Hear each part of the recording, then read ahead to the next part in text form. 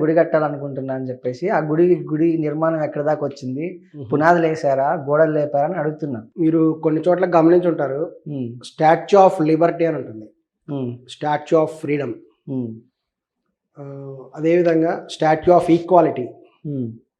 వాటిని ఇన్స్పిరేషన్గా తీసుకొని అనసూయ గారు చెప్పేది ఒకటే, మహిళలకు స్వేచ్ఛ ఉండాలి అని చెప్పడమే ఆవిడ ఉద్దేశము. అలానే తను ఎప్పుడు ఎవరికి సందేశాలు ఇవ్వలేదు, మీరందరు నాలా ఉండండి అని ఎక్కడ చెప్పలేదు. ఆమె కేవలం కూడా నా బాడీ నా ఇష్టం, నేను కష్టపడి సంపాదించుకుంటున్నాను, నా తిండి నేను తింటున్నాను, నన్ను ఎవరు పోషించట్లేదు, అటువంటిప్పుడు నేను స్వేచ్ఛగా జీవించే హక్కు తనకుంది. రాజ్యాంగం ప్రకారము స్త్రీలకి పురుషులకి సమానమైన హక్కులు ఉన్నాయి. వాళ్ళు తమ స్వేచ్ఛను కూడా ప్రజాస్వామ్యబద్ధంగా కూడా ఎంజాయ్ చేయొచ్చు. దట్ ఈజ్ ఇండియాలో ఉన్నటువంటి ప్రస్తుతం ఉన్న విధానం. సో కానీ కొంతమంది ఏంటంటే మహిళల్ని తక్కువగా చూడటము, వాళ్ళకి సమాన హక్కులు కలిగించకపోవటము, ఇట్లా ఒక డిస్క్రిమినేషన్ అనేది కనిపిస్తున్నది కొన్ని చోట్ల.